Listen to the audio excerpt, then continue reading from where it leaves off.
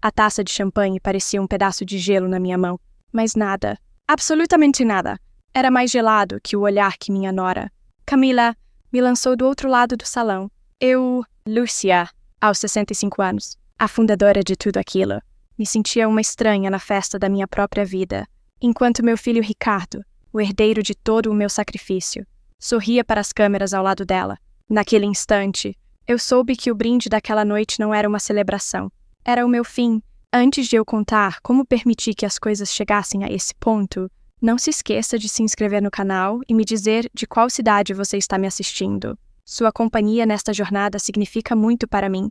Meu nome é Lúcia e, por mais de 30 anos, meu único perfume foi o cheiro de café forte, misturado com a fumaça das máquinas da minha pequena fábrica de biscoitos. A Lúcia Alimentos. Fiquei viúva muito cedo, com um filho de 5 anos para criar e um sonho na cabeça. Ricardo era meu sol, a razão pela qual eu trocava a noite pelo dia, costurando, cozinhando, vendendo de porta em porta. Cada tijolo daquela empresa não foi erguido com cimento, mas com as noites que eu passei em claro, com as festas de família que eu perdi, com a minha juventude que se esvaiu em planilhas e sacos de farinha, eu não me arrependo de nada. Fiz dele um homem estudado, lhe dei do bom e do melhor. O coloquei na cadeira de diretor da empresa que, um dia, seria dele por direito. E ele era um bom menino, sempre foi, pelo menos até a chegada dela. Camila entrou em nossas vidas como uma brisa de verão. Linda, inteligente, formada em marketing no exterior. Ela parecia a mulher perfeita para o meu Ricardo.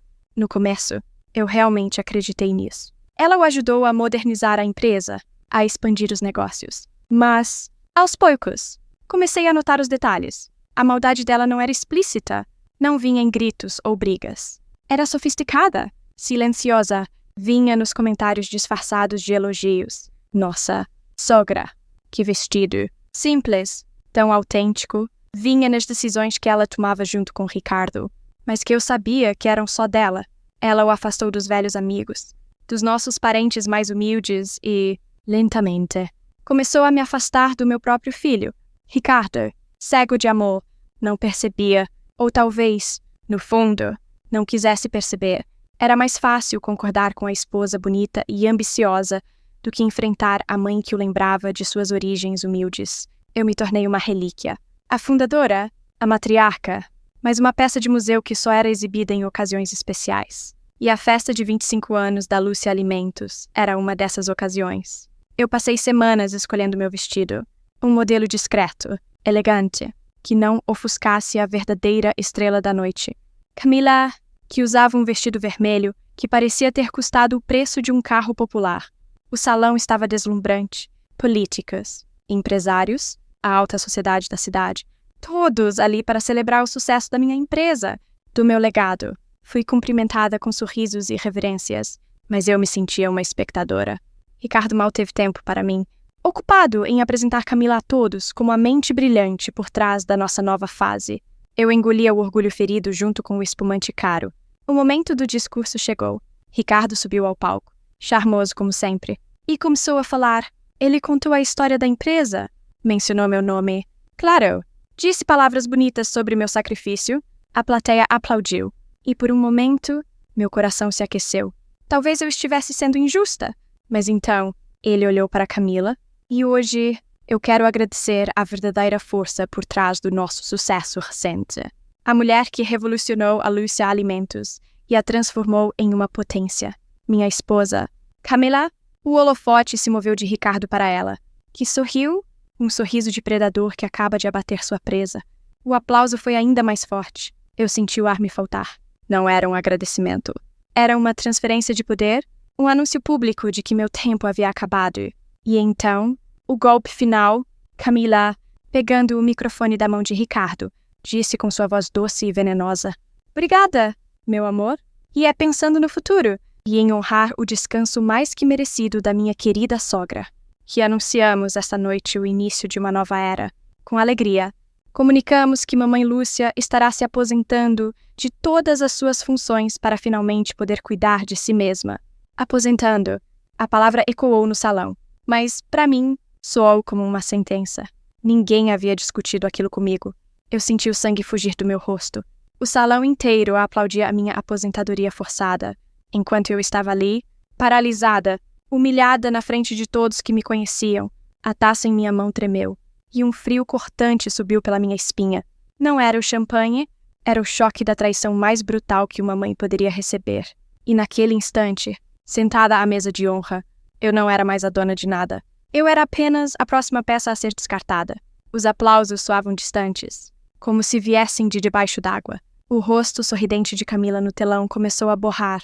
As luzes do salão se transformaram em estrelas cadentes e pontiagudas. Tentei me levantar, protestar, dizer que aquilo era uma mentira, uma armadilha, mas as palavras não saíram. Minha língua parecia pesar uma tonelada, e um formigamento estranho subiu pelo meu braço esquerdo. Olhei para minha mão, ainda segurando a taça, e não consegui sentir o vidro gelado. Vi, como se assistisse a um filme em câmera lenta, a taça escorregar dos meus dedos e se estilhaçar no chão. O barulho agudo do cristal se partindo foi a última coisa que ouvi antes que a escuridão me engolisse por completo. Acordei com o cheiro de álcool e desinfetante, um odor que congela a alma. A primeira coisa que vi foi um teto branco, manchado, com uma lâmpada fluorescente que piscava de forma intermitente. Tentei virar a cabeça, mas um lado do meu corpo parecia não me obedecer. Era como se metade de mim estivesse presa em um bloco de cimento. O pânico, gelado e visceral, tomou conta de mim. Tentei chamar por Ricardo, mas o que saiu da minha boca foi um som gutural, arrastado, uma versão distorcida da minha própria voz. Foi quando a porta se abriu e um médico de jaleco branco entrou, seguido pelo meu filho e por Camila. O rosto de Ricardo estava pálido, com olheiras profundas. Camila, por outro lado, parecia entediada, irritada, até como se eu tivesse estragado a festa dela de propósito. O médico foi direto. Dona Lúcia, a senhora sofreu um acidente vascular cerebral isquêmico. Um coágulo bloqueou o fluxo de sangue para uma parte do seu cérebro. Ele falava com uma calma profissional, enquanto meu mundo inteiro ruía. A boa notícia é que foi um AVC leve e chegamos a tempo. A má notícia é que deixou sequelas. O lado esquerdo do seu corpo foi afetado, assim como a sua fala. A recuperação vai exigir muita fisioterapia, paciência e, acima de tudo, apoio familiar. A palavra apoio soou como uma piada de mau gosto. Olhei para Camila, que checava as unhas com um ar de enfado, e depois para Ricardo, que não conseguia me encarar nos olhos. Quando o médico nos deixou a sós, Ricardo se aproximou e pegou minha mão direita, a única que eu conseguia sentir. Mãe, me perdoa. Ele sussurrou, a voz embargada. Eu não queria a festa, o anúncio. Foi tudo ideia da Camila. Eu juro, eu nunca imaginei que a senhora fosse passar mal. Havia culpa genuína em seus olhos. Eu podia ver, mas era uma culpa fraca. Uma culpa que eu sabia que não resistiria à primeira onda de manipulação da esposa dele. Eu apertei sua mão com a força que me restava, tentando dizer com aquele gesto tudo o que minha boca não conseguia. Tire ela daqui. Não me deixe sozinho com ela. Ricardo, pare de drama. A voz de Camila cortou o ar como uma faca. Sua mãe precisa de calma. Não de um filho choramingando ao lado dela. Ela se aproximou da cama, mas manteve uma distância segura. Como se minha doença fosse contagiosa. Sogra, o importante agora é focar na sua recuperação. Já conversei com o médico e ele foi bem claro. A senhora vai precisar de cuidados 24 horas por dia. Nossa casa não tem estrutura para isso. Os degraus, a falta de um quarto no térreo, seria impossível. Cada palavra era dita com uma lógica fria. Uma preocupação fabricada que não enganava ninguém. Muito menos a mim. Eu via o alívio nos olhos dela. A minha tragédia era a solução perfeita para os problemas dela. Temos que ser práticos. Meu amor, ela continuou, agora se dirigindo a Ricardo. Ignorando minha presença, sua mãe precisa do melhor tratamento. Eu andei pesquisando, e existem clínicas de repouso maravilhosas, com enfermeiras, fisioterapeutas, toda a estrutura que ela precisa para se recuperar bem e com dignidade. Clínica de repouso. Asilo! A palavra explodiu na minha mente, mais violenta que o próprio AVC. Eu tentei gritar, dizer não, mas o som saiu como um gemido abafado. Meus olhos se encheram de lágrimas de puro desespero. Eu, que construí um império para o meu filho, agora estava sendo descartada como um móvel velho. Ricardo hesitou. Mas, Camila, um asilo? A minha mãe não é um asilo. Querido, é uma casa de repouso de luxo. Pense nisso como um hotel 5 estrelas com cuidados médicos. Ela mentiu. E a mentira era tão doce que até ele pareceu querer acreditar. Com o dinheiro da empresa, podemos pagar o melhor lugar para ela. É o mínimo que podemos fazer. Não acha? Pelo bem dela. Pelo bem dela. A frase ficou ecoando na minha cabeça. Eles iriam usar o meu dinheiro, o fruto do meu suor, para me trancar em uma jaula dourada e me tirar do caminho para sempre. Eu olhava de um para o outro, presa naquela cama de hospital. Meu corpo uma prisão, minha voz um sussurro inútil. Vi a batalha acontecendo nos olhos de Ricardo. A culpa de filho contra a conveniência de marido. E vi, com uma clareza aterrorizante, quem estava vencendo. Ele baixou a cabeça, derrotado. Se for o melhor para ela, ele gaguejou. Naquele momento, eu soube que estava perdida. Ele não estava concordando com o melhor para mim.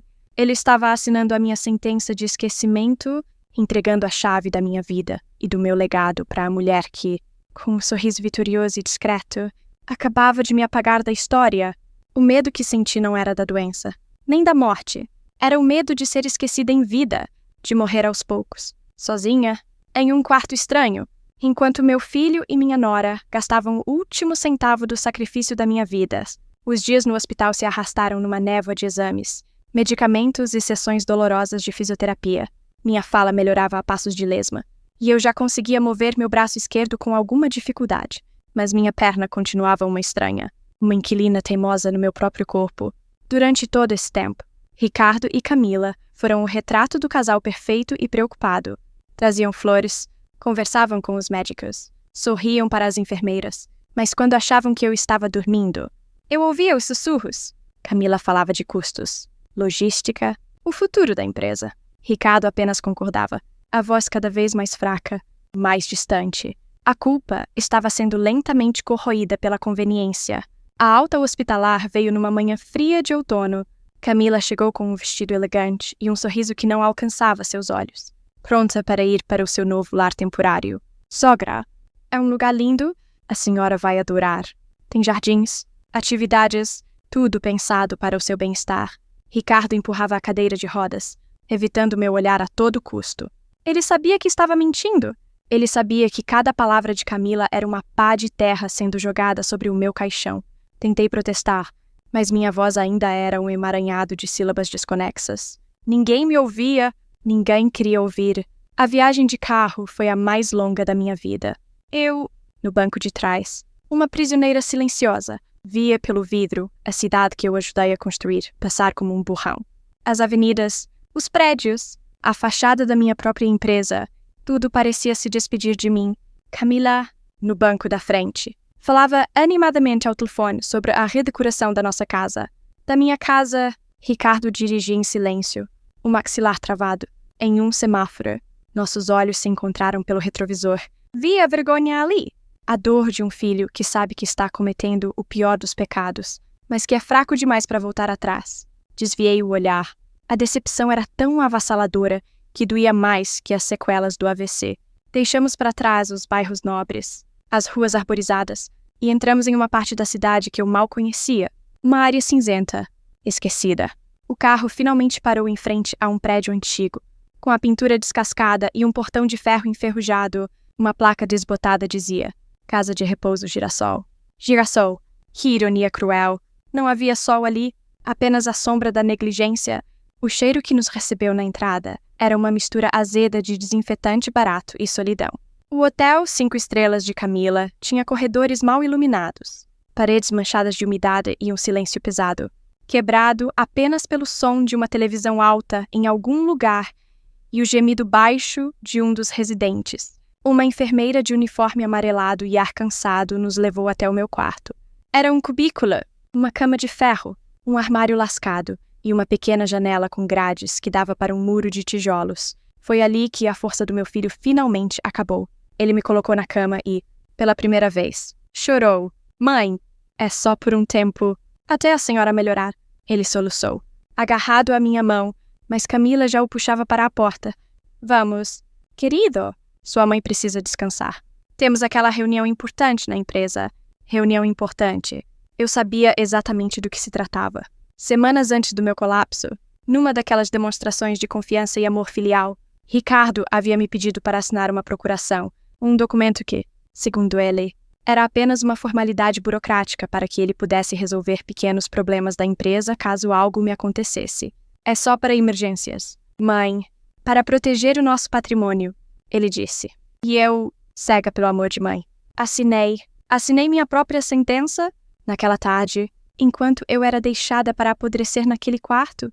Meu filho usava aquele pedaço de papel para me roubar em plena luz do dia. Eles convocaram uma reunião extraordinária com o Conselho da Lúcia Alimentos. Apresentaram a procuração e um laudo médico forjado, assinado por um médico comprado, que me declarava permanentemente incapaz. Com isso, transferiram o controle total da empresa para o nome de Ricardo. Em seguida, foram ao banco e, como meu procurador legal, ele limpou minhas contas pessoais, transferindo cada centavo do trabalho da minha vida para uma conta conjunta com Camila. Eles não estavam me protegendo, estavam me liquidando. No final da tarde, a enfermeira trouxe uma pequena caixa de papelão. Seus filhos mandaram entregar, disse ela, sem emoção. Dentro, algumas peças de roupa, um porta-retratos com uma foto antiga minha com Ricardo quando criança. E um bilhete? A caligrafia era a de Camila. Sogre. Fizemos uma limpeza na sua casa para agilizar a locação. Guardamos o que era essencial. Fique bem, essencial. Era isso que eu era para eles. Um punhado de roupas velhas e uma foto amarelada. Minha casa, meus móveis, minhas memórias. Tudo havia sido varrido. Apagado. A enfermeira saiu, fechando a porta. O som da tranca girando foi o som mais definitivo que já ouvi. Olhei para as paredes descascadas, para a janela gradeada. Naquele momento, com o bilhete frio de Camila em uma mão e a foto do meu menino sorrindo na outra. As lágrimas que caíram não eram de tristeza, eram de uma clareza terrível e gelada. Eles não tinham apenas me internado, eles tinham me enterrado viva. E o terrível erro deles foi não se certificarem de que eu pararia de respirar. Os primeiros meses na casa de repouso Girassol foram um mergulho no inferno. O tempo lá dentro não era medido por dias ou semanas, mas por um ciclo interminável e cinzento. O café da manhã com gosto de água, o almoço insosso, a sopa rala do jantar. O sol entrava pela minha janela gradeada por apenas 1 hora por dia. Uma mancha pálida e sem calor no chão encardido. Meus companheiros de cativeiro eram, em sua maioria, fantasmas, corpos sentados em cadeiras de rodas pelos corredores, com olhares perdidos, esperando por uma visita que nunca chegava, ou pelo fim que demorava demais. O desespero era uma névoa espessa que pairava em todos os cantos, e eu a respirava todos os dias. Nos primeiros tempos, chorei de raiva, de saudade, de uma solidão tão profunda que parecia esmagar meus ossos. Mas, um dia, as lágrimas secaram, e no lugar delas, nasceu algo diferente. Uma frieza, uma clareza. Eu olhava para o meu corpo debilitado e para as paredes daquele quarto, e entendia que, se eu me entregasse, morreria ali, e eu me recusava a dar a Camila e a Ricardo essa vitória. A fisioterapia do asilo era uma piada. 20 minutos. 2 vezes por semana, com uma moça que parecia mais interessada no celular do que em seus pacientes. Ela me ajudava a dobrar o joelho algumas vezes e chamava aquilo de progresso. Mas eu sabia que precisava de mais. A minha liberdade dependia da minha força. Então, a minha verdadeira batalha começou quando as luzes do asilo se apagavam. Na escuridão do meu quarto, com a respiração pesada dos outros residentes ecoando pelo corredor, eu fazia minha própria fisioterapia. Segurava na cabeceira da cama de ferro e tentava ficar de pé, mesmo que por segundos, até minhas pernas tremerem e eu desabar de volta no colchão fino. Eu esticava os dedos da mão esquerda, um por um, forçando-os a lembrar do movimento, a lutar contra a rigidez que o AVC havia imposto. Cada pequeno espasmo, cada milímetro de movimento recuperado, era uma vitória secreta, uma batalha vencida na calada da noite. O desespero ainda estava lá, mas agora ele tinha um propósito. Ele era o combustível que alimentava a minha teimosia. Ricardo nunca mais veio me ver. No primeiro mês, ele ligava. As conversas eram curtas, repletas de pausas constrangedoras. Ele perguntava se eu estava bem. Eu respondia com monossílabos, que me custavam um esforço tremendo. Eu ouvia a voz de Camila ao fundo, apressando-o. Depois, as ligações pararam. A covardia dele era mais forte que o amor.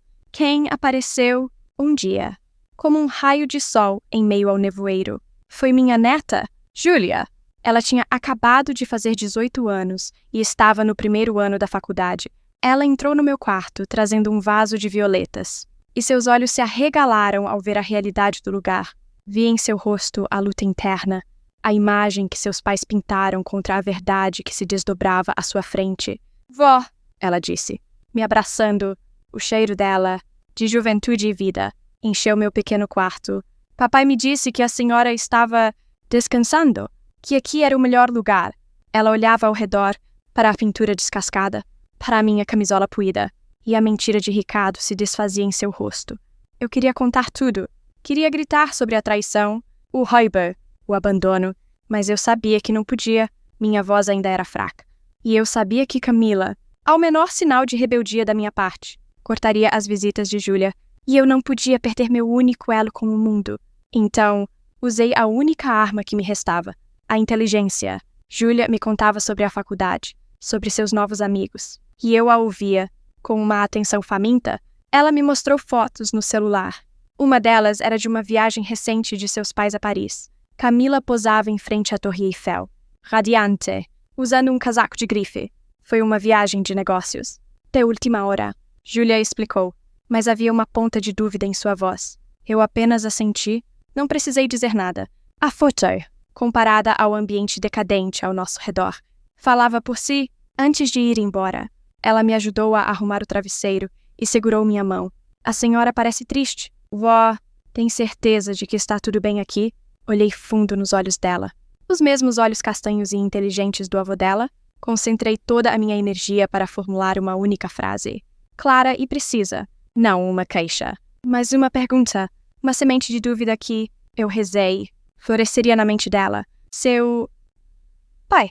Comecei, a voz rouca. Ele parece feliz. Minha filha. A pergunta a atingiu. Não era sobre mim. Era sobre ele, sobre o custo moral da riqueza que eles agora ostentavam. Vi a confusão em seu rosto, a engrenagem do seu cérebro jovem e justo começando a girar. Ela não respondeu. Apenas me deu um beijo na testa e prometeu voltar na semana seguinte. Eu a observei ir embora. Meu pequeno soldado partindo para uma guerra que ela ainda não sabia que teria que lutar. Naquela noite, enquanto eu fazia meus exercícios secretos na escuridão, eu não estava mais sozinha. A resiliência havia ganhado uma nova aliada. A esperança de que a minha neta, a menina que eu ajudei a criar, não tivesse herdado a fraqueza do pai, mas a força da avó. As visitas de Júlia se tornaram minha tábua de salvação. A cada semana, ela me trazia não apenas frutas e revistas, mas pedaços do mundo exterior que me ajudavam a montar o quebra-cabeça da minha nova realidade. Ela contava, com uma raiva mal disfarçada, sobre os jantares caros de seus pais, sobre o carro novo de Camila, sobre um projeto de reforma extravagante para a nossa casa. Eu via a semente da dúvida que eu havia plantado germinar e se transformar em uma suspeita dolorosa. Mas eu sabia que não podia colocar o peso da minha guerra nos ombros da minha neta. Ela era uma peça importante no meu tabuleiro, mas não podia ser minha única soldada. Eu precisava de um general.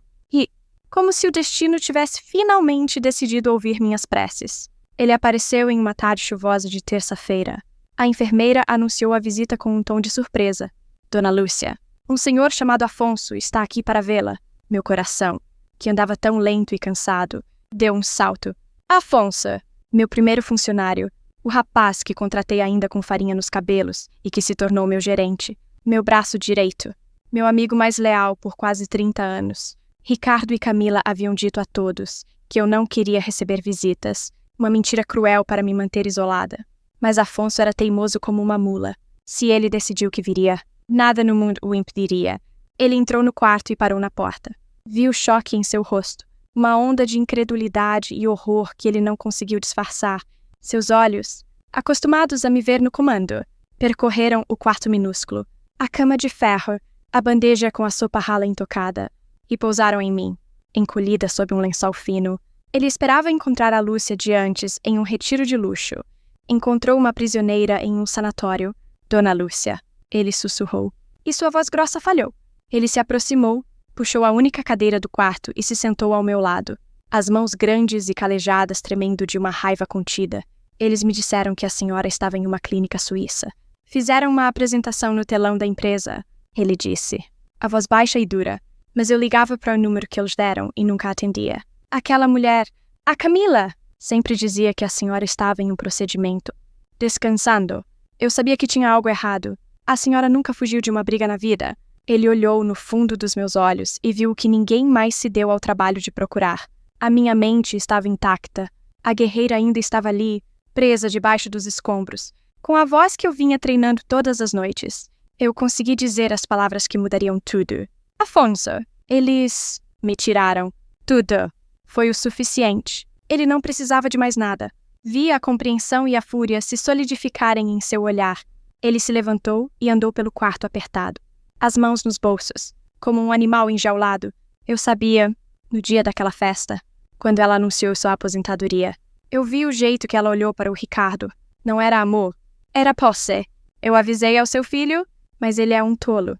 Ele parou na minha frente, e a tristeza em seu rosto deu lugar a uma determinação de aço. Dona Lúcia, a senhora me deu meu primeiro emprego. A senhora pagou a faculdade da minha filha quando minha esposa ficou doente. A minha lealdade é à senhora, não ao menino que se deixou levar por uma oportunista. A senhora construiu aquilo com as próprias mãos, e eu não vou deixar aquela mulher destruir seu legado. Ele se inclinou, e sua voz se tornou um juramento.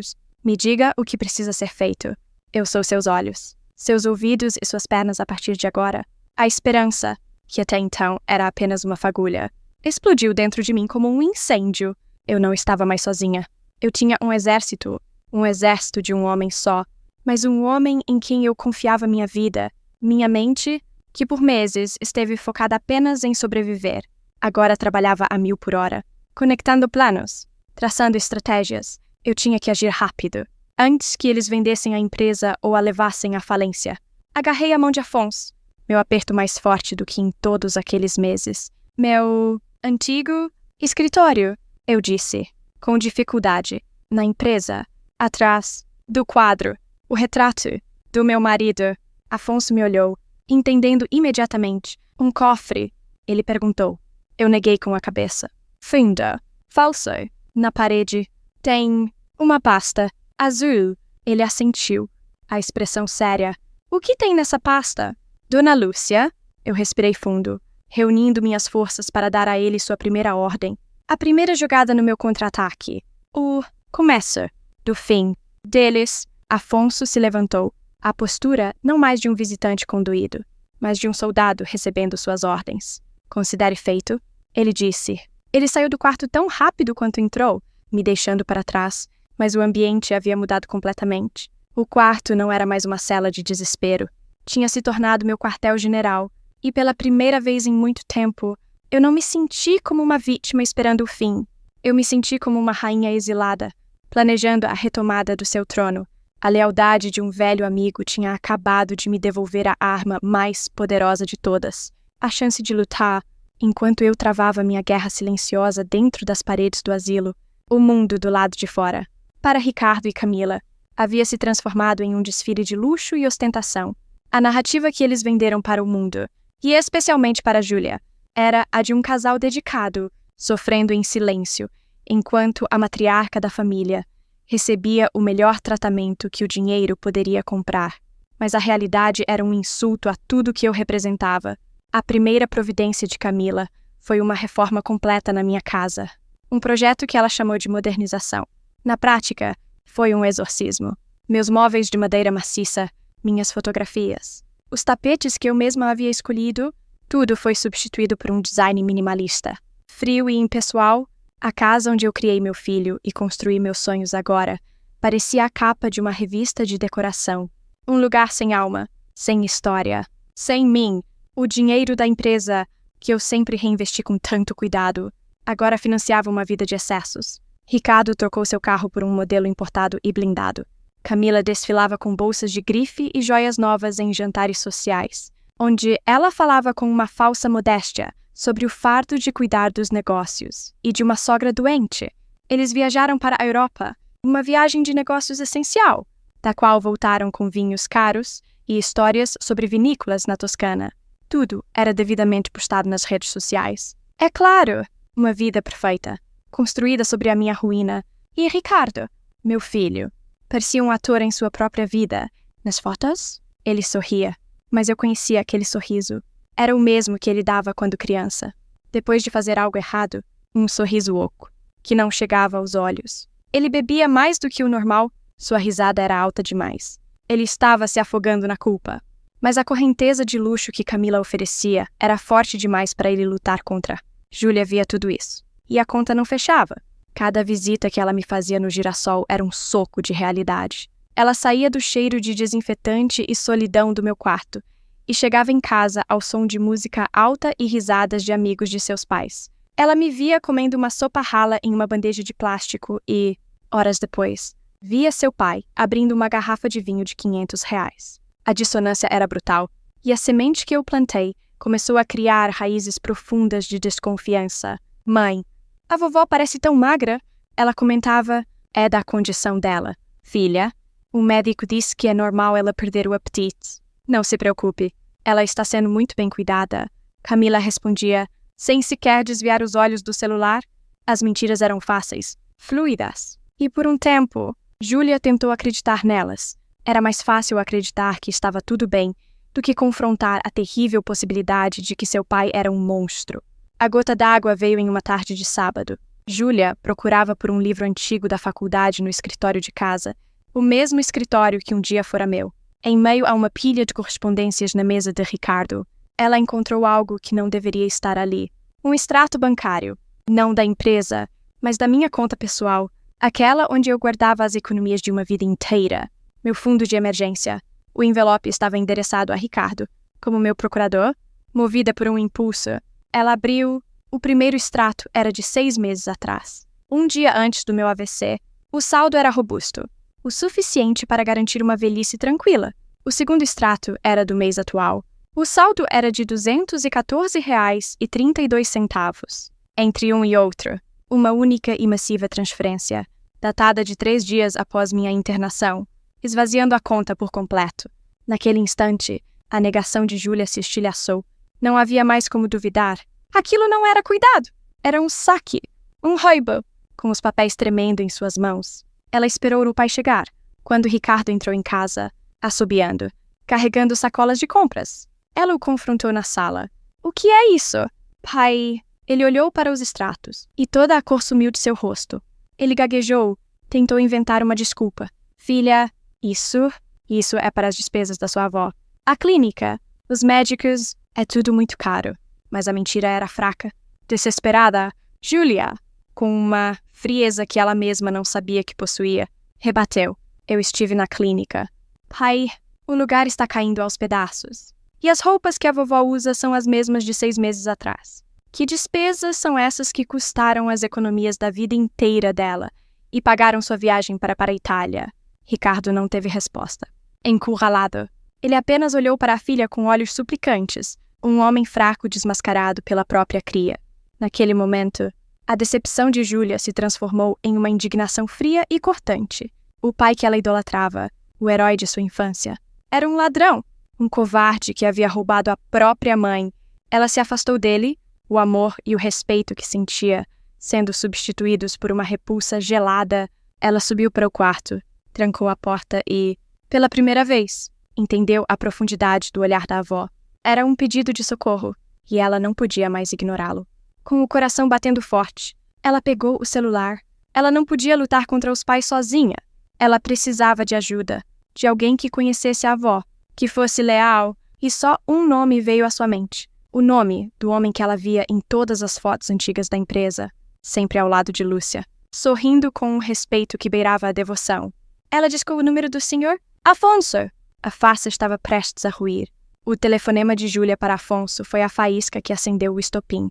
Do meu quarto no asilo, eu não podia ouvir a conversa, mas podia imaginar a voz trêmula e indignada da minha neta, contando sobre os extratos bancários, a mentira deslavada do pai. E podia imaginar a reação de Afonso, não de surpresa, mas de uma confirmação sombria.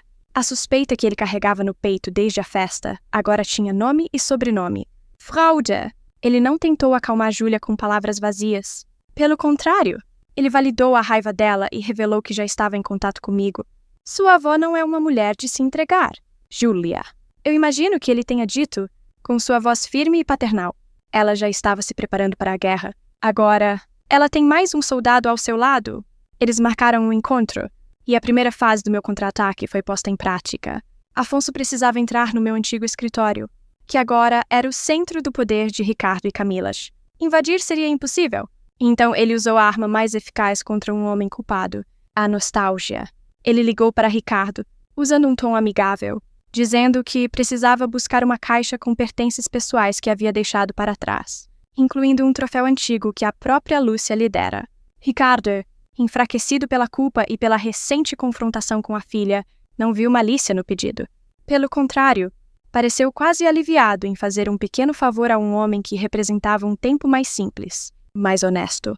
Ele autorizou a entrada de Afonso no prédio naquela mesma noite. A cena, como Afonso me contou depois, foi digna de um filme de espionagem. Ele entrou no prédio da Lúcia Alimentos, agora com paredes brancas e logotipos modernos que Camila havia desenhado, e sentiu como se pisasse em território inimigo. Os corredores vazios e silenciosos ecoavam com as memórias do passado. Ele chegou à porta do meu escritório, abriu com a chave que Ricardo lhe deixara na portaria, e seu coração se apertou. O ambiente que um dia fora quente e acolhedor, com meus livros e minhas plantas, agora era um mausoléu de vidro e metal, frio, impessoal. Como a nova dona, com o coração batendo forte, ele foi até a parede principal. Lá estava o retrato do meu falecido marido, o único item que eles não tiveram coragem de remover. Afonso olhou para os dois lados do corredor, certificou-se de que estava sozinho, e com cuidado, retirou o pesado quadro da parede. Atrás dele, havia apenas a pintura lisa, mas Afonso, que havia me ajudado a instalar aquilo anos atrás, sabia exatamente onde tocar.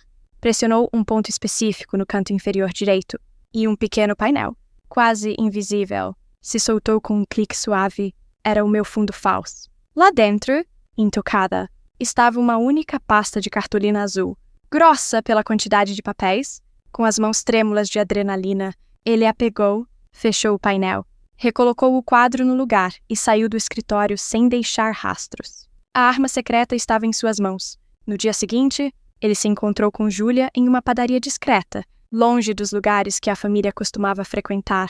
Ele colocou a pasta azul sobre a mesa, entre eles, como se fosse uma bomba relógio. Sua avó me pediu para guardar isso anos atrás. Ele disse. Ela sempre foi uma mulher prevenida. Juntos. Eles abriram, e o que viram ali não era apenas a prova de um crime, mas o testamento de uma vida. A primeira coisa que saltou aos olhos foi o documento principal, um contrato de doação com encargo. Um termo jurídico que eu fiz questão de aprender. Nele, eu doava a totalidade das minhas ações para Ricardo, mas com uma cláusula clara e irrefutável. O encargo de me prover amparo, respeito e dignidade por toda a minha vida. A violação deste encargo, como explicava o parágrafo seguinte, tornava a doação legalmente nula. Era a bala de prata. Mas havia mais. Havia cadernos e diários antigos, com a minha caligrafia, repletos de anotações, estratégias de negócios, as receitas originais dos nossos primeiros biscoitos, provas de que a mente criativa, a alma da empresa, sempre fora minha. E, por fim, a peça que fez Júlia desabar em lágrimas silenciosas. Uma carta, escrita por mim no dia em que entreguei a presidência a Ricardo. Não era um documento de negócios. Era o coração de uma mãe derramado em papel. Meu filho, começava a carta, esta empresa não é feita de máquinas ou dinheiro, mas dos seus sonhos e do meu suor. Que você a lidere com a mesma sabedoria e compaixão com que eu te criei. Lembre-se sempre de onde viemos. Lembre-se que o maior ativo que temos não está no balanço, mas no nosso caráter. A leitura daquela carta, à luz da traição que se seguiu, foi devastadora. Júlia finalmente entendeu a dimensão completa da crueldade da mãe e da fraqueza do pai. A indignação dela se solidificou, transformando-se em uma determinação fria, espelhando a minha. Ela não era mais uma menina confusa, era uma herdeira lutando por um legado. Ela olhou para Afonso, os olhos vermelhos, mas a voz firme. E agora? Cícero. Afonso! O que a gente faz? Afonso fechou a pasta azul com um gesto solene. O tempo de se esconder havia acabado. O tempo de se lamentar havia passado. Agora era hora de lutar. Agora, minha querida, ele respondeu, com um meio sorriso que era pura determinação. A gente começa a preparar o campo de batalha. E o primeiro passo é encontrar um bom advogado. Sua avó me deu um nome. É hora de despertar os velhos leões. Voltar para casa depois do encontro com o senhor. Afonso foi como cruzar a fronteira de um país em guerra. A casa, que antes era meu lar, agora parecia um palco, e meus pais. Os atores principais de uma peça macabra, o luxo que me cercava, o tapete persa na sala, a obra de arte moderna na parede, o aroma do jantar caro que a cozinheira preparava. Tudo aquilo agora tinha o cheiro da traição. Eu carregava na minha mochila cópias dos documentos da pasta azul, e eles pesavam como se fossem feitos de chumbo. O conhecimento era um fardo. Olhar para meu pai e minha mãe e saber do que eles eram capazes era uma dor que me rasgava por dentro. A menina ingênua que tentava acreditar nas mentiras deles havia morrido naquela padaria. Em seu lugar, nasceu uma mulher com uma decisão terrível a tomar. O jantar foi uma tortura. Camila falava sem parar sobre um leilão de caridade que estava organizando. Um evento para ajudar os menos afortunados. A ironia era tão espessa que eu quase me engasguei com a comida. Meu pai bebia mais uma taça de vinho, os olhos um pouco vidrados, rindo das piadas sem graça da esposa. Eu permaneci em silêncio, observando-os, estudando cada gesto, cada sorriso falso. Eu não via mais meus pais. Via dois estranhos, dois criminosos que dormiam sob o mesmo teto que eu. A dúvida me corroía. Eu tinha as provas, mas o que viria depois? Uma denúncia significaria a ruína deles. Um escândalo que destruiria o nome da família. Significaria destruir a imagem do pai que, apesar de tudo, eu amava. Era esse o caminho certo. A lealdade à minha avó exigia a traição aos meus pais. Quando a sobremesa foi servida, eu não aguentei mais. Deixei meu prato de lado. Mãe, pai, a gente pode conversar. A sós. Meu tom de voz, baixo e sério, quebrou a atmosfera artificial da sala de jantar. Camila me olhou com uma ponta de irritação, como se eu tivesse interrompido seu monólogo. Ricardo pareceu aliviado. Como se esperasse por aquilo, fomos para a sala de estar. Eles se sentaram no sofá de veludo branco. Eu permaneci de pé, de frente para eles. Era a minha última tentativa de apelar para a consciência que talvez ainda existisse dentro do meu pai. Pai, eu estive com a vovó de novo. Comecei, e eu preciso te perguntar uma última vez. Olhando nos meus olhos, o dinheiro dela, o dinheiro que estava na conta pessoal dela, vocês usaram tudo para pagar pelo tratamento. Ricardo engoliu em seco. Ele abriu a boca para falar, mas foi Camila quem respondeu, com a voz afiada. Julia, já conversamos sobre isso. É um assunto de adultos. Muito complicado para você entender. Sua avó está confusa. Ela te disse alguma coisa? Ela não precisou dizer nada. Respondi, a voz firme. Os extratos do banco disseram por mim. A menção aos extratos fez meu pai encolher no sofá. Camila! No entanto, partiu para o ataque. Como você ousa mexer nas coisas do seu pai? Que falta de respeito é essa? Depois de tudo que fazemos por você, a faculdade particular, as viagens, é assim que você nos agradece. Acreditando nas fantasias de uma velha senil que sempre teve ciúmes de mim, o gaslighting era tão óbvio, tão cruel. Ela estava tentando me transformar na vilã. A raiva me deu a coragem que eu precisava. Abri minha mochila e tirei as cópias. Coloquei-as sobre a mesa de centro de mármore, a cópia do extrato com a conta zerada e, em cima dele, a cópia do contrato de doação com encargo. Isso não é fantasia, é um contrato, eu disse, apontando para o papel. Uma cláusula moral, amparo, respeito e dignidade. Vocês não só violaram a cláusula, como pegaram o dinheiro dela para financiar a vida de luxo de vocês, enquanto ela está trancada em um lugar horrível. O silêncio que se seguiu foi pesado. Tenso. Ricardo olhava para os papéis como se fossem serpentes. Camila, pela primeira vez, perdeu a compostura. O choque em seu rosto foi real. Ela não fazia ideia de que aquele documento existia, e foi aí que o desespero a tornou ainda mais perigosa. Ela mudou de tática, passando da negação para a chantagem emocional mais baixa. Você não sabe o que está fazendo, sua idiota, ela sibilou, levantando-se. Se você usar isso, você não destrói só a nós. Você destrói a si mesma. Você destrói o nome da nossa família, a sua faculdade, seu carro, seu futuro. De onde você acha que vem o dinheiro para tudo isso? Vem da empresa? Se um escândalo desses vazar, os sócios pulam fora. Os bancos cortam o crédito. Acaba tudo. Julia, você está disposta a jogar sua vida boa no lixo por causa dela? A ameaça pairou no ar, feia e direta. E foi meu pai quem me deu o golpe mais doloroso. Ele se levantou, os olhos cheios de lágrimas, e veio até mim. Filha, por favor, ele suplicou, a voz quebrada. Não faz isso com a gente. Eu errei. Eu sei, Mas ela é sua mãe. Somos sua família. Aquele foi o meu momento de dúvida.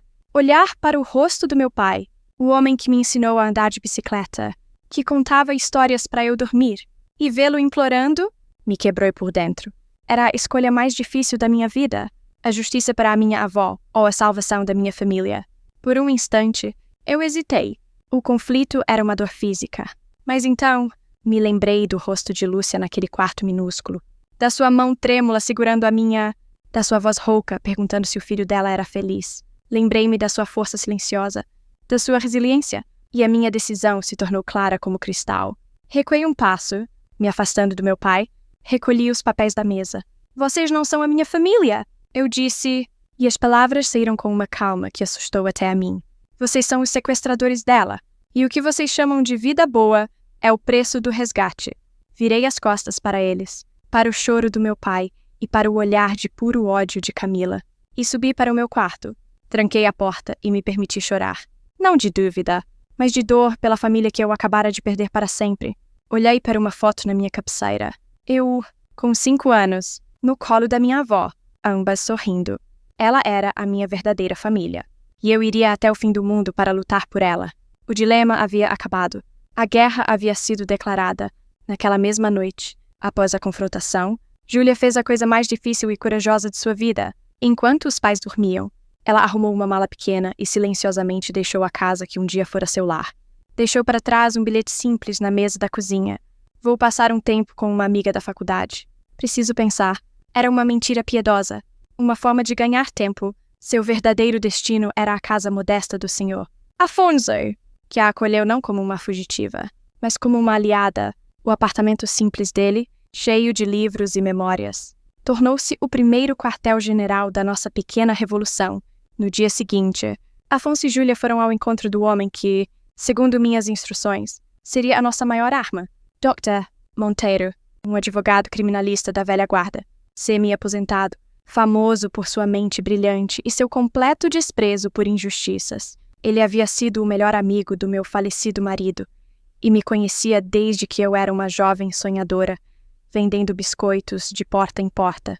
O escritório dele era um santuário de uma era passada, paredes forradas de livros com lombadas de couro, móveis de madeira escura e o cheiro de café forte no ar. Ele nos recebeu com um abraço em Afonso e um olhar de avô preocupado para Júlia. Eles colocaram a pasta azul sobre a mesa imponente. Dr. Monteiro colocou seus óculos de leitura e, em silêncio, começou a analisar cada documento. Eu não estava lá, mas Afonso me descreveu a cena com detalhes. O advogado lia, e a cada página virada, sua expressão se tornava mais dura, a mandíbula mais tensa. Ele leu o contrato de doação, os extratos bancários, os meus diários de negócios e, por fim, a carta que escrevi para Ricardo. Quando terminou, ele tirou os óculos, massageou as têmporas e olhou para os dois. A palavra canalhas não começa a descrever o que fizeram com a Lúcia. Ele disse, a voz baixa e carregada de uma fúria fria. Legalmente, a pasta é uma mina de ouro. A violação do encargo anula a doação. Podemos entrar com uma ação, congelar os bens e retomar a empresa. Mas ele fez uma pausa, e Afonso interveio, já sabendo o que eu pensaria. Mas um processo judicial levaria anos. Dr. Monteiro. Anos em que Camila e Ricardo poderiam afundar a empresa, desviar o patrimônio. Anos que a dona Lúcia não tem o luxo de esperar naquele lugar? Exatamente, disse o advogado. Então, qual é o plano dela? Porque eu conheço a Lúcia. Ela nunca foi de esperar a justiça dos outros. Ela faz a própria justiça. Foi então que Afonso revelou a minha estratégia. Não um ataque lento e metódico pelos tribunais, mas um golpe de misericórdia, rápido, público e devastador. O alvo, a festa de 30 anos da Lúcia Alimentos, que aconteceria em menos de um mês. Um evento de gala que Camila estava planejando com estardalhaço, convidando a imprensa, os maiores empresários do estado, políticos e toda a elite social. Era para ser a coroação dela como a nova rainha do império. Seria, em vez disso, a sua execução pública. Dr. Monteiro ouviu o plano em silêncio, um leve sorriso. O primeiro daquela tarde surgiu em seus lábios, teatral, arriscado. Brilhante, ele avaliou, é a cara da Lúcia. Em uma única noite, vocês não apenas retomam o controle, mas destroem a única coisa que aquela mulher realmente valoriza, a reputação. A humilhação pública será tão avassaladora que eles não terão força para lutar depois. O plano de batalha foi traçado ali mesmo, naquela sala escura. Dr. Monteiro prepararia toda a documentação legal necessária, liminares, notificações para o conselho, tudo para ser executado no dia seguinte à festa. Afonso seria o responsável pela logística, conseguir convites, garantir o acesso ao sistema de som e ao projetor do salão no momento exato.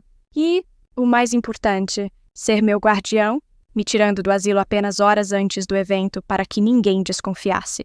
E Júlia recebeu a missão mais perigosa de todas. Você precisa voltar para casa. Minha querida, disse Dr. Monteiro. Com a voz suave, mas firme, Júlia o olhou, apavorada. Você vai dizer a eles que pensou melhor, que percebeu que eles estavam certos e que a vovó está confusa. Vai pedir desculpas. Vai chorar. Se for preciso, você precisa que eles confiem em você de novo. Precisamos de alguém lá dentro. Precisamos saber o cronograma da festa, a lista de convidados, a posição da segurança. Você será nossa espiã. O peso daquela missão caiu sobre Júlia. Voltar para aquela casa. Fingir, mentir. Olhar nos olhos dos pais e enganá-los. Era uma tarefa quase impossível. Mas então ela pensou em mim, sozinha naquele quarto de asilo. Pensou na minha força, na minha luta silenciosa. A coragem fluiu para dentro dela. Ela endireitou os ombros e olhou para os dois homens mais velhos. Eu faço, ela disse, a voz sem um pingo de hesitação. Eu faço qualquer coisa pela minha avó. A reunião terminou com um aperto de mãos. A aliança estava selada. A estratégia definida. Ao sair do prédio, Júlia respirou fundo o ar da cidade. Ela não era mais uma menina assustada fugindo de casa. Ela era a isca, e ela estava pronta para entrar na jaula dos leões, para ajudar a avó a vencer a guerra. Voltar para a casa dos pais foi o ato mais difícil da vida de Júlia.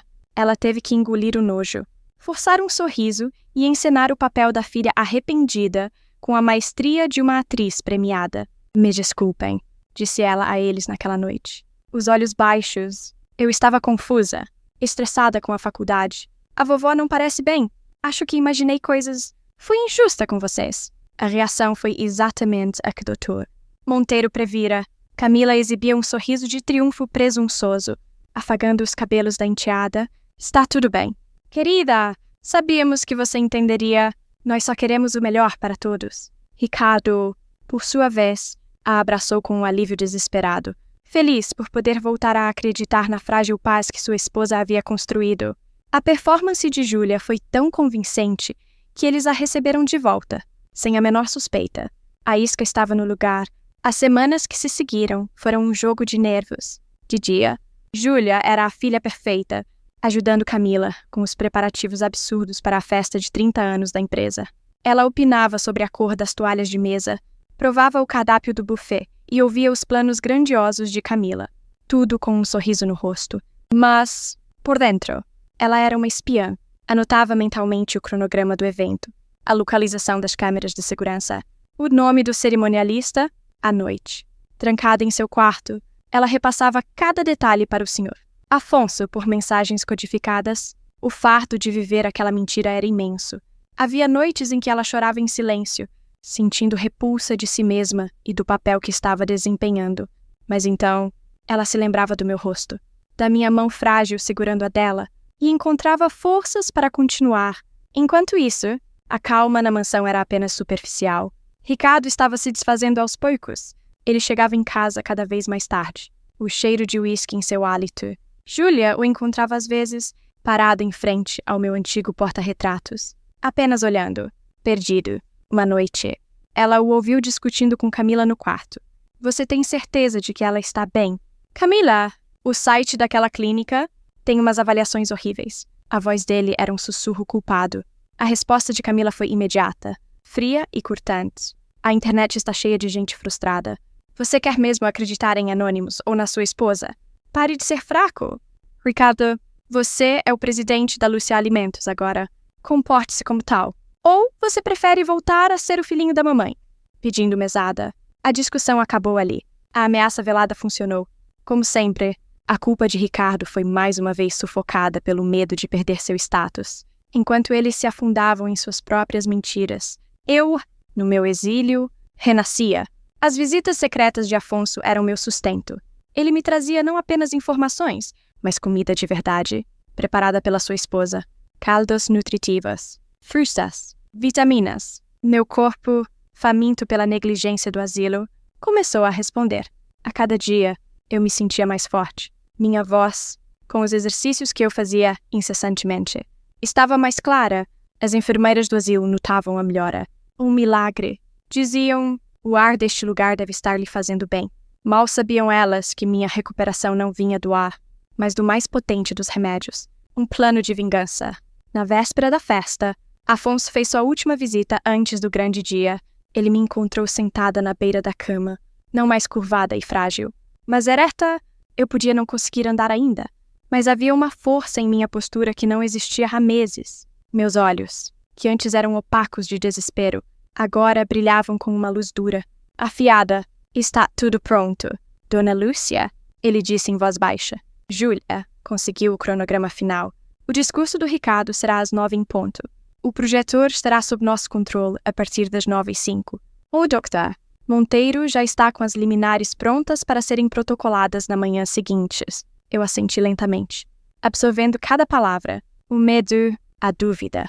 Tudo isso havia desaparecido. Em seu lugar, havia apenas uma calma gelada, uma certeza absoluta do que precisava ser feito.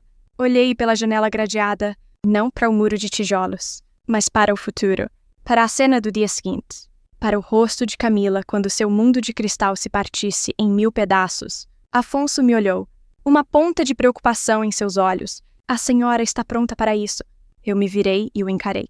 Um leve sorriso, o primeiro em muitos meses, tocou meus lábios. Não era um sorriso de alegria, mas de antecipação. A antecipação de uma caçadora prestes a dar o bote final. Afonso, eu disse, e minha voz saiu clara, firme e sem um pingo de hesitação. Diga ao Dr. Monteiro para preparar os papéis. Amanhã à noite, a Lúcia Alimentos volta para a sua dona. Que comece o espetáculo. A festa de 30 anos da Lúcia Alimentos era o evento do ano. O salão de festas mais caro da cidade estava adornado com arranjos de flores brancas e luzes douradas. Um cenário de poder e opulência. Camila era a rainha da noite. Circulava pelo salão em um vestido de seda que brilhava a cada passo, o sorriso fixo no rosto. Distribuindo charme e apertos de mão, ela era a personificação do sucesso. Ricardo, ao seu lado, era sua sombra. Ele sorria quando precisava, erguia a taça para os brindes, mas seus olhos estavam vazios. Assombrados, ele era um rei em um trono roubado, e o peso da coroa ilegítima o esmagava. No meio da multidão, Júlia desempenhava seu papel com uma perfeição dolorosa, com um vestido discreto e um sorriso forçado. Ela respondia às perguntas sobre a querida avó, repetindo a mentira que ensaiara por semanas. Ela está descansando, recebendo os melhores cuidados. Manda um abraço a todos. Cada palavra era uma faca em seu próprio peito. Mas ela se mantinha firme. Seus olhos, no entanto, não estavam nos canapés ou nos convidados. Estavam fixos no relógio e na entrada principal do salão. Enquanto a farsa social se desenrolava, a quilômetros dali, uma operação silenciosa estava em andamento. Às 8h15 da noite, senhor, Afonso entrou na casa de repouso Girassol. Ele não parecia um conspirador, mas um filho dedicado. Cumprimentou a enfermeira do turno da noite com um sorriso calmo e apresentou um documento com o timbre de uma clínica de neurologia. Vim buscar a Dona Lúcia para um exame de última hora com um especialista. O Dr. Monteiro agendou. Está tudo aqui. A enfermeira, acostumada à negligência, não questionou o súbito interesse. Um paciente a menos para se preocupar. No meu quarto, a transformação já havia começado. Eu não usava a camisola desbotada do asilo. Afonso havia me trazido um tesouro. Um dos meus antigos vestidos. Um modelo de linho azul marinho. Simples, mas de um corte impecável. Vestir aquela roupa foi como vestir minha própria pele novamente. Afonso me ajudou a sentar em uma cadeira de rodas, que ele mesmo trouxera. Não uma cadeira de hospital, mas um modelo elegante e discreto. Pela primeira vez em meses, eu me olhei em um pequeno espelho. Meu cabelo, que Afonso pedira a uma das ajudantes para arrumar, estava penteado em um coque digno. Meu rosto ainda estava mais magro, com as marcas do sofrimento, mas meus olhos estavam vivos. Eles ardiam com o fogo gelado de uma justiça que estava prestes a ser servida. Ao sair do asilo, empurrado por Afonso sob o olhar indiferente da noite. Eu não era mais uma paciente, era uma general indo para sua batalha final, de volta à festa. O momento do discurso havia chegado. As luzes diminuíram. Camila subiu ao pequeno palco, radiante sob os holofotes. Boa noite a todos. É com o coração transbordando de orgulho que celebramos 30 anos de história. Uma história que começou com uma grande mulher, mas que hoje é impulsionada pela visão de um grande homem. Meu marido, Ricardo. Ricardo subiu ao palco sob aplausos. Ele pegou o microfone, as mãos tremendo levemente. Ele falou sobre crescimento, sobre o futuro, sobre inovação. E então, ele fez o que estava no roteiro.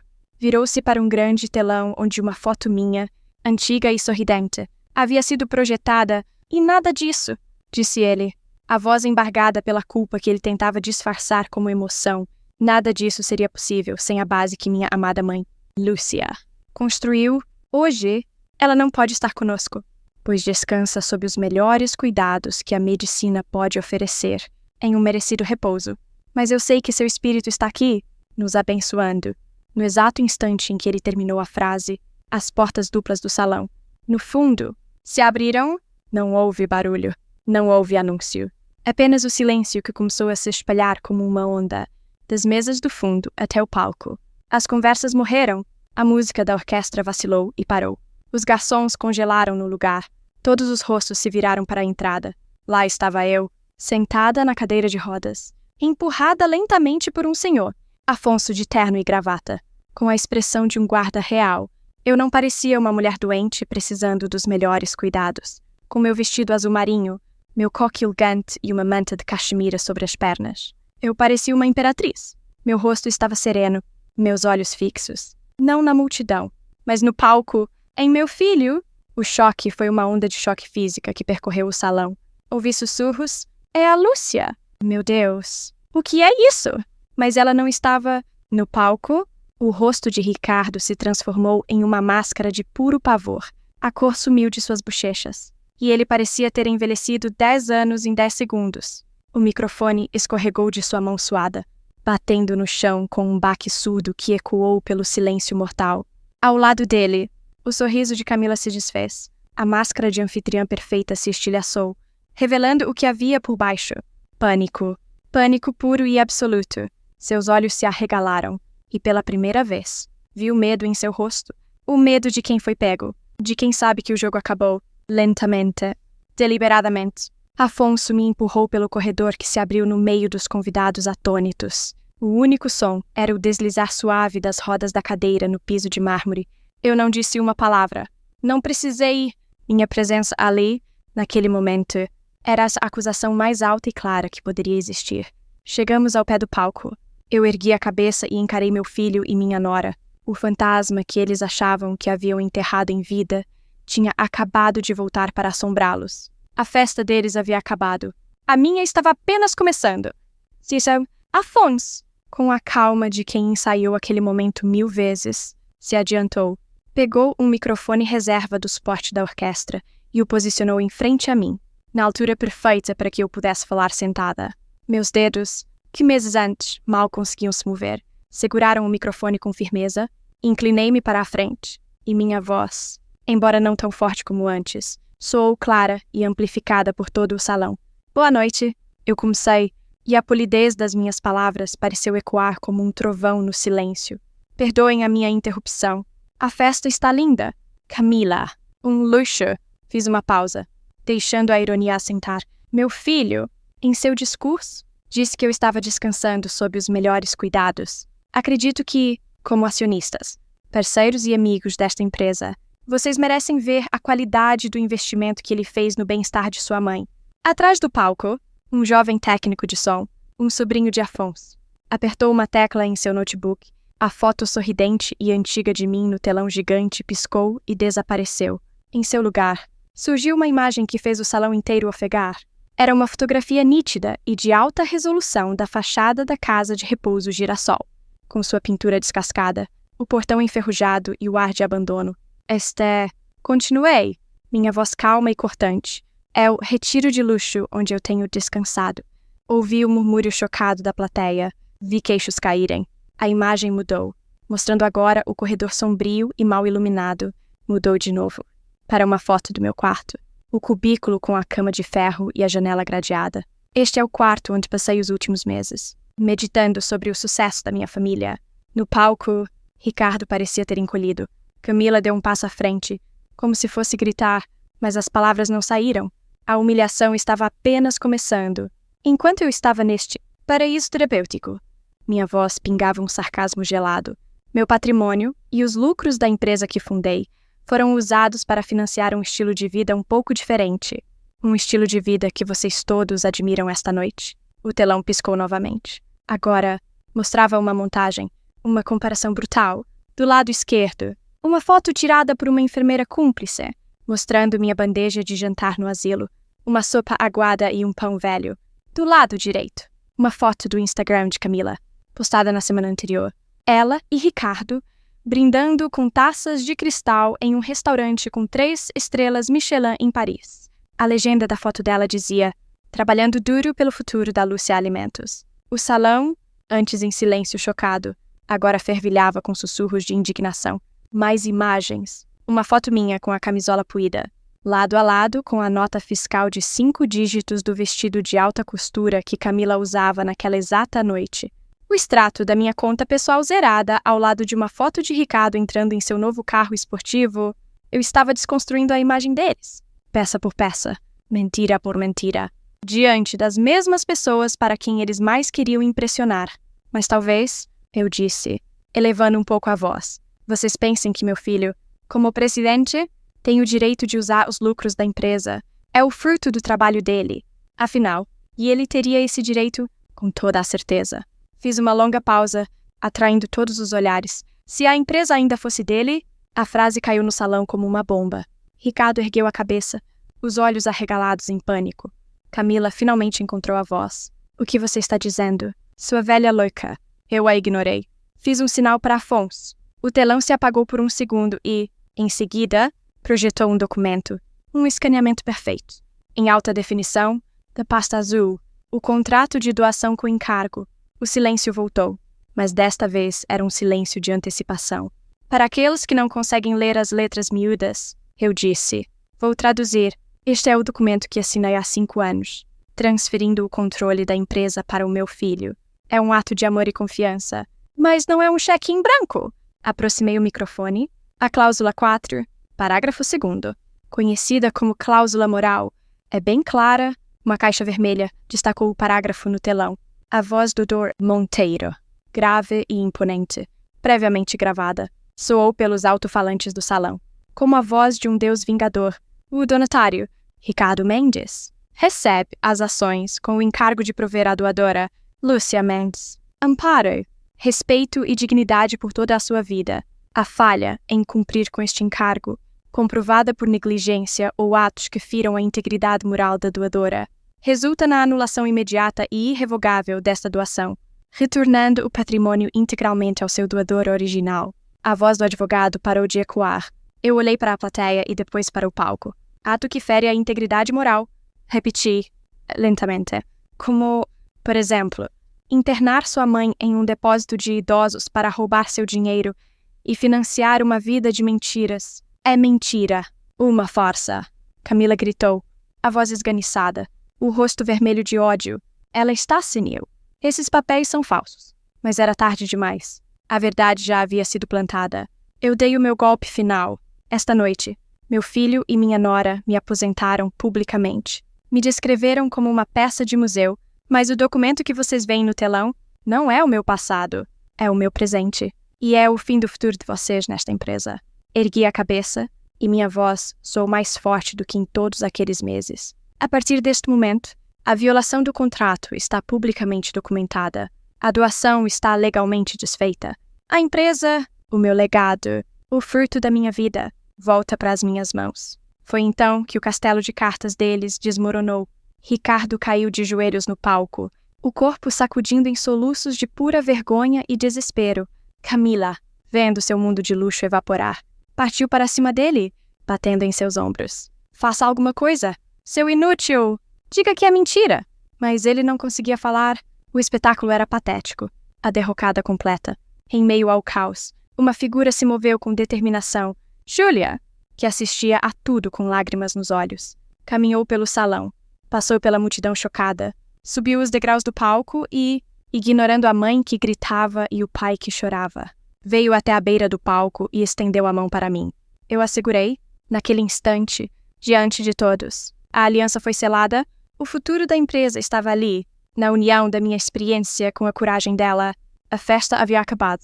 Os convidados, atônitos, começaram a se retirar em silêncio, como quem abandona a cena de um acidente terrível. Eu permaneci ali, no meu lugar, segurando a mão da minha neta, observando as ruínas do império de mentiras de Camila. A catarse era avassaladora. A rainha não tinha apenas retornado. Ela tinha queimado o castelo dos usurpadores até as fundações. O salão de festas, que horas antes era um palco de glamour e poder, agora parecia um campo de batalha após a rendição. Taças viradas, guardanapos amassados, flores pisoteadas. O cheiro de champanhe caro no ar se misturava a um cheiro de derrota e humilhação. Os últimos convidados já haviam se retirado, cochichando, os celulares provavelmente já fervilhando com a fofoca do século. No centro de tudo, permanecíamos nós, os vitoriosos e os vencidos. Camila foi a primeira a quebrar a inércia. Ela se levantou do chão, o vestido de seda amassado, a maquiagem borrada pelas lágrimas de raiva.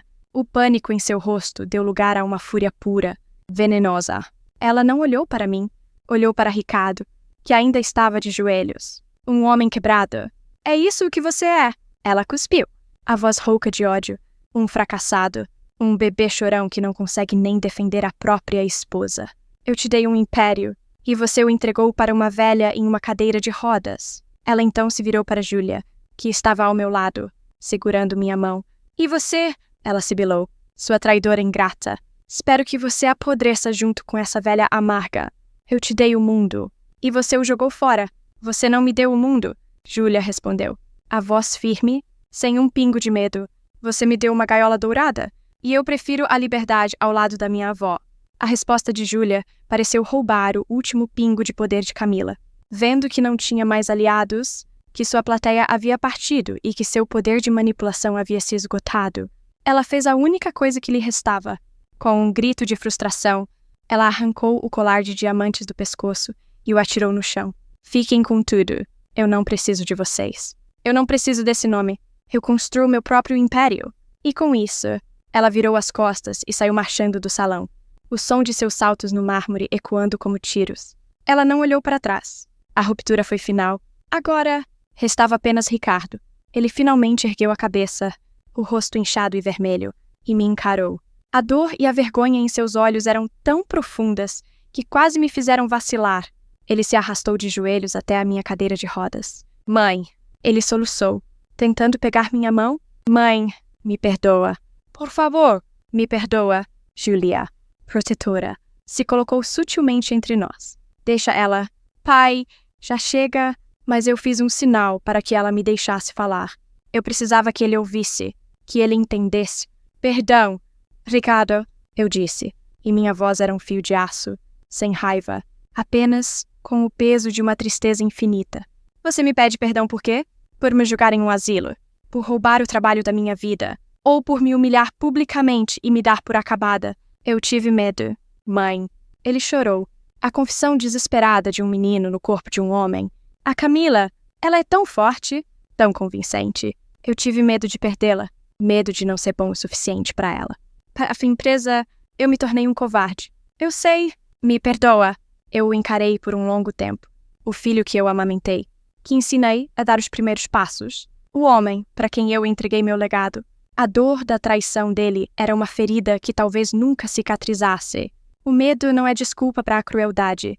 Ricardo, eu disse, a voz embargada pela primeira vez naquela noite. Você não quebrou só uma cláusula de contrato. Você quebrou a confiança que eu depositei em você desde o dia em que você nasceu.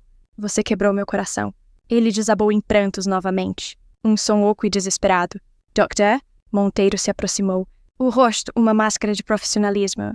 Ricardo, disse ele, formalmente, amanhã, às 8 da manhã. Estaremos na empresa com uma ordem judicial para a transição de poder. Aconselho que tenha seu advogado presente. Era o fim, a formalização da queda. Julia olhou para o pai, chorando no chão, e depois para mim. Havia dor em seus olhos, mas também uma resolução inabalável. Eu não vou para casa. Pai, ela disse, a voz baixa, mas definitiva. Meu lugar, agora, é ao lado da minha avó? Sister, Afonso se aproximou e começou a empurrar minha cadeira de rodas em direção à saída. Deixamos Ricardo para trás, sozinho, no meio dos destroços da festa que deveria ter sido sua coroação. Ao passar pela porta, não resisti, olhei uma última vez. Meu filho, o homem que tinha tudo, agora não tinha nada. E eu, a mulher que ele havia tentado apagar, agora tinha tudo de volta. Eu havia vencido a guerra, havia recuperado minha empresa, minha dignidade, mas, ao olhar para trás e ver meu filho, sozinho, chorando no meio das ruínas, eu entendi que, em guerras de família, ninguém sai verdadeiramente ileso. A vitória tinha o gosto amargo das cinzas, e a reconstrução seria tão dolorosa quanto a própria batalha. A manhã seguinte à festa não nasceu com a luz suave de um novo dia, mas com a clareza fria e implacável de uma sentença. Às 8 em ponto, o carro do doutor Monteiro parou em frente ao imponente prédio da Lúcia Alimentos. Eu desci com a ajuda de Afonso, seguida de perto por Júlia. Ao entrarmos no hall principal, um silêncio pesado caiu sobre os funcionários. Os cochichos cessaram. Os olhares eram uma mistura de choque, medo e, em alguns dos rostos mais antigos, um brilho de alívio. A notícia do desastre na festa havia se espalhado como um incêndio. A rainha estava de volta ao seu castelo. A reunião do conselho foi breve e brutalmente eficiente. Ricardo estava lá, o rosto pálido e inchado, parecendo um fantasma em sua própria cadeira de presidente. Camila não apareceu. Dr. Monteiro, com a precisão de um cirurgião, apresentou a liminar judicial que me reintegrava como acionista majoritária e presidente do conselho, com efeito imediato. Apresentou as provas irrefutáveis da fraude e da violação do contrato. Não houve discussão. Ninguém ousou contestar. Foi uma rendição incondicional. Ao final, Dr. Monteiro informou, com uma satisfação contida, que as autoridades haviam sido notificadas e que uma investigação criminal por fraude e apropriação indébita seria aberta contra Camila e, potencialmente, contra Ricardo. A justiça legal estava em movimento, mas a justiça mais difícil, a pessoal, ainda precisava ser feita. Mandei chamar Ricardo ao meu antigo escritório. Quando ele entrou e fechou a porta, o vasto espaço pareceu encolher, preenchido apenas pela nossa dor. Ele não se sentou na cadeira de cliente, permaneceu de pé, de cabeça baixa, como um réu esperando sua sentença. Eu não vou te entregar para a polícia. Ricardo, eu disse, e a surpresa em seu rosto foi visível. A humilhação que você já passou e a que ainda vai passar. É uma prisão em si, mas você não pode mais ficar nesta empresa. Não assim, ele assentiu, sem forças para argumentar. Eu sei, mãe, eu assino o que for preciso. Eu vou embora. Ir embora é a saída fácil. Eu o cortei. É o que você fez a vida inteira quando as coisas apertaram. Você fugiu da responsabilidade. Eu não vou te dar essa opção. Olhei para ele, não com raiva, mas com a tristeza de uma mãe que vê o filho perdido. Seu pai começou nesta empresa varrendo o chão do depósito. Ele aprendeu o valor de cada biscoito, de cada centavo, com o suor do rosto. Um valor que você esqueceu.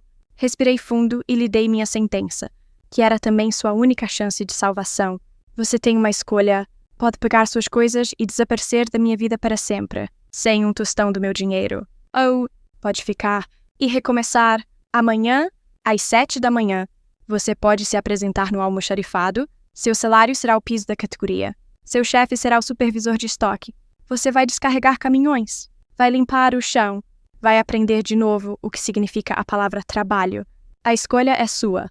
Ele me olhou, os olhos cheios de uma mistura de choque e uma fagulha de algo que eu não via há anos. Esperança.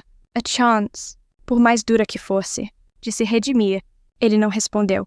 Apenas chorou silenciosamente e saiu da sala, me deixando com o peso da decisão que agora era dele. Mais tarde, naquele mesmo dia, reuni todos os funcionários no auditório, com Júlia e Afonso ao meu lado. Anunciei a nova fase da empresa. Fui honesta. Falei sobre os desvios de valores, não apenas financeiros, mas morais, que haviam ocorrido, e prometi que a Lúcia Alimentos voltaria a ser uma empresa onde a lealdade, a integridade e o respeito eram os ingredientes principais. Restituí Afonso ao seu antigo cargo de diretor de operações, sob uma salva de palmas dos funcionários mais antigos, e anunciei que Julia, enquanto continuava seus estudos, iniciaria um programa de trainee, passando por todos os departamentos. Ela aprenderia o negócio do zero, como deveria ser. O dia terminou comigo de volta à minha cadeira, no meu escritório. Pela primeira vez em quase um ano, a sala parecia maior, mais silenciosa. Julia entrou e ficou ao meu lado, olhando comigo as luzes da cidade que começavam a se acender. O papai ligou, ela disse, em voz baixa. Ele aceitou. Ele começa amanhã no almoxarifado. Eu assenti, sentindo um misto de dor e um alívio profundo. A reconstrução da minha empresa havia começado, mas a reconstrução de um homem, a do meu próprio filho, seria uma jornada muito mais longa e incerta. Olhei para Julia, para a força e a integridade em seu rosto jovem, e entendi qual era o meu verdadeiro legado. Não era a empresa, era ela. A empresa eu podia reconstruir. Uma alma, talvez, também. A justiça havia sido feita agora. Começava o trabalho duro dos novos começos. A primavera chegou, e com ela, uma nova vida parecia florescer. Não apenas nos jardins da cidade, mas também dentro de nós. 6 meses haviam se passado desde a noite da festa. 6 meses de um trabalho árduo, silencioso e curativo. A Lúcia Alimentos estava mais forte do que nunca, sob o meu comando e com a energia contagiante de Julia. Resgatamos os valores que um dia fizeram a empresa prosperar, a qualidade, a honestidade e, acima de tudo, o respeito pelas pessoas. Sim, Afonso, meu fiel escudeiro, parecia ter rejuvenescido 10 anos. Minha recuperação física foi o espelho da minha recuperação emocional. A cadeira de rodas deu lugar a uma bengala elegante, que eu usava mais como um cetro do que como um apoio. Minha voz voltou ao normal, talvez um pouco mais grave. Com o peso de tudo que vivi, eu estava de volta, não como a Lúcia de antes, mas como uma versão de mim mesma forjada no fogo, mais forte, mais sábia e infinitamente mais grata pela segunda chance que a vida me dera. Ricardo continuava no almoxarifado.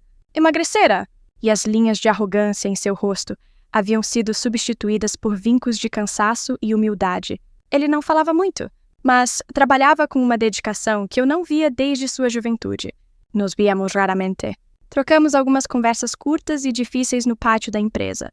O perdão ainda era uma terra distante, que talvez nunca alcançássemos completamente. Mas, pela primeira vez em anos, estávamos construindo uma ponte de respeito sobre o abismo da nossa dor. Ele estava, a seu modo, pagando por seus erros e tentando, tijolo por tijolo, reconstruir seu caráter. Era tudo que uma mãe poderia esperar. Camila, eu soube pelo doutor Monteiro, havia se mudado para o exterior, fugindo das acusações de fraude que pesavam contra ela.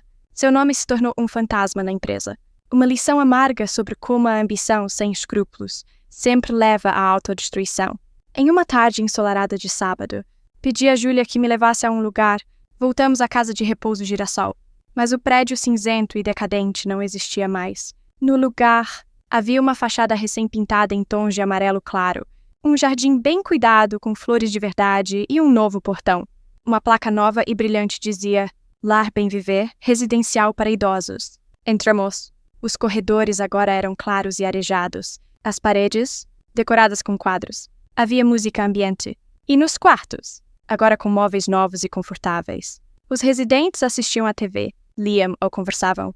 Com uma grande doação anônima, feita através de uma fundação criada pela empresa, eu havia transformado minha antiga prisão em um refúgio de dignidade para outros. Olhei para os rostos daqueles idosos, agora mais serenos, e senti uma paz que nenhuma vitória nos negócios jamais me dera. Eu não apaguei meu passado doloroso. Eu o transformei em um futuro melhor para quem não podia lutar. Julia e eu nos sentamos em um banco no novo jardim. O sol da tarde aquecia meu rosto. Ela segurou minha mão. Valeu a pena? Vó? Ela perguntou, a voz baixa e cheia de emoção. Toda essa guerra, toda essa dor, valeu a pena? Olhei para o rosto da minha neta. Tão jovem, mas já tão forte e sábia. Vi nela a continuidade de tudo que eu acreditava. A guerra nunca vale a pena, minha filha. Eu respondi, com a voz serena. Mas lutar pelo que é certo sempre vale. Eu não lutei pela empresa, nem pelo dinheiro. Eu lutei por isso. Apertei a mão dela. Pelo direito de te ver crescer e se tornar a mulher incrível que você é. Pelo direito de deixar para você não uma herança de cifras, mas uma herança de caráter. Ficamos em silêncio por um momento, apenas sentindo o calor do sol e a paz daquele lugar renascido. A dor da traição ainda existia, como uma cicatriz antiga que às vezes coçava, mas ela não me dominava mais. Havia sido substituída por um sentimento maior, de plenitude. Eu havia perdido um filho para a ganância, mas havia ganhado uma filha para a vida. Havia transformado a maior humilhação da minha história na minha maior obra de redenção. O meu verdadeiro legado não estava no nome da empresa. Estava ali, sentado ao meu lado, segurando minha mão, e, pela primeira vez em muito, muito tempo, eu me senti completa, em paz. A história de Lúcia nos deixa uma lição profunda e, por vezes, dolorosa. O nosso maior valor não reside naquilo que construímos com as mãos, como uma empresa ou um patrimônio, mas na força inabalável do nosso caráter. Muitas vezes, as batalhas mais difíceis não são travadas contra estranhos, mas dentro de nossas próprias casas, contra a decepção e a ingratidão daqueles a quem mais amamos. A jornada de Lúcia nos mostra que a idade e a fragilidade física não são sentenças de esquecimento. Pelo contrário, podem se tornar a armadura que esconde uma mente estratégica e um espírito que se recusa a ser quebrado. Ela nos ensina que, mesmo quando o mundo nos descarta e nos considera acabados, a nossa dignidade é um território que ninguém pode invadir, a menos que nós permitamos. A verdadeira família se revela não nos laços de sangue, mas nos laços de lealdade e respeito, naqueles que permanecem ao nosso lado quando não temos mais nada a oferecer, além de nossa própria essência. A lição mais poderosa é que nunca é tarde demais para reescrever o nosso final. A justiça pode não vir da forma que esperamos, mas ela se manifesta quando paramos de aceitar o papel de vítima e nos tornamos os autores da nossa própria reviravolta. Talvez você, que me ouve agora, já tenha enfrentado uma batalha que parecia perdida, sentindo que sua voz não era ouvida. Como você encontrou sua força para se reerguer? Compartilhe um pouco da sua história nos comentários. Sua experiência pode ser a luz que outra pessoa precisa para encontrar o próprio caminho. Lembre-se sempre, a força mais impressionante não é a que nunca cai, mas a que sempre, sempre se levanta. Um abraço carinhoso e fiquem em paz.